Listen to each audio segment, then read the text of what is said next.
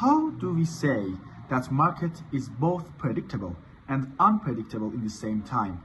You may have heard from day traders that they say we make assumptions and we make choices, but they may go wrong and we may lose money. But in the same time, most of investors say that if you put your money in some kind of index funds or some ETFs, you will gain money in the long run and you will almost never lose money, at least for most of them.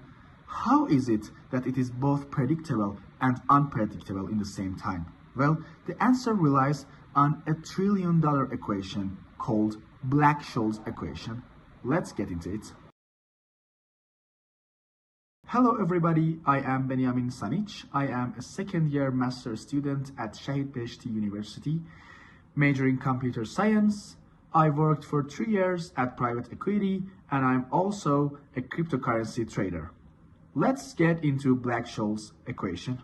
Well, this is what we call a generic Black-Scholes equation. As it might seem some kind of complicated at the first sight, we don't need to worry because we don't use this variety of this equation. Instead, we use some simpler variety of this equation called Black-Scholes equation for stock price. Well, this is what you see as Black-Scholes for stocks, and there are a few terms that I'm gonna explain to you. First, let's talk about random walk, a process when a drunk man is deciding where to go, which direction to go, at every second based on his intuition. For example, at one step he might go up, or at one step he might go down, but it is not really something that is certain. We don't know what will be the next move. But we know that at each step, after 1 second, the drunk man will make a choice whether to go up or down. Now imagine here we are not working with those 1 second time steps anymore. Instead, the drunk man is choosing where to go at a very little interval of time, called d of t, or differential of time.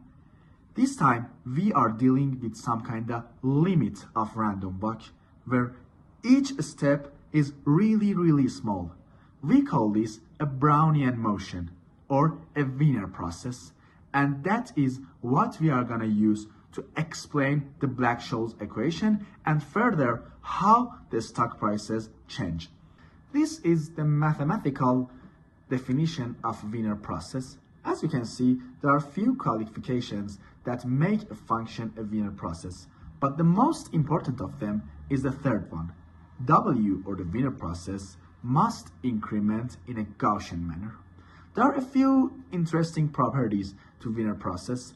One of them is that the Wiener process at every time point is continuous, but it is never differentiable. It doesn't mean that we don't have something called differential of W. No, but we can't differentiate it.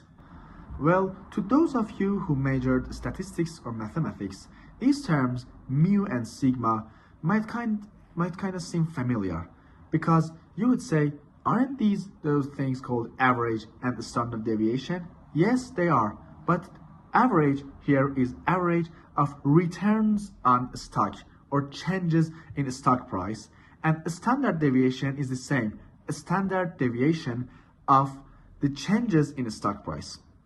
So it is how we define sigma and mu, average return and volatility.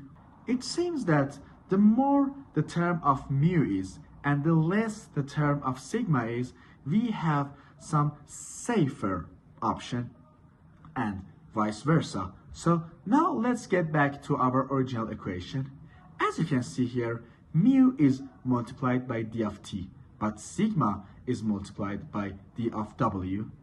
This second term, sigma s d of w, is the term that makes the market unpredictable.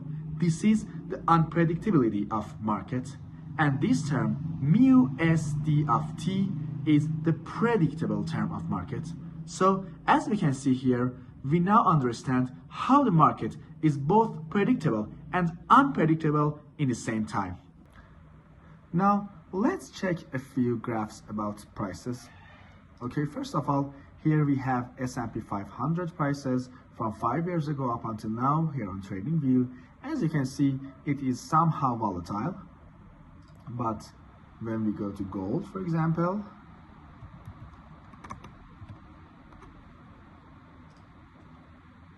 we see that the prices is not as much volatile as SPY is. And when we change it to Bitcoin,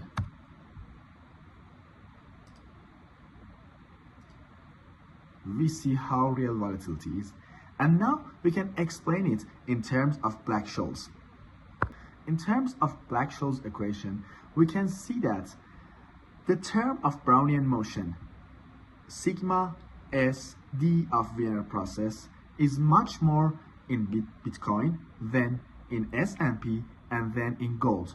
So here, with using these graphs and calculating these metrics, mu and sigma, we can determine which investment is safer, which is more volatile, and which has more return. Well, there is one final question. How do we actually calculate these metrics, mu and sigma? Well, I will answer these questions later in this channel, so make sure to subscribe and hit the notification button. Goodbye.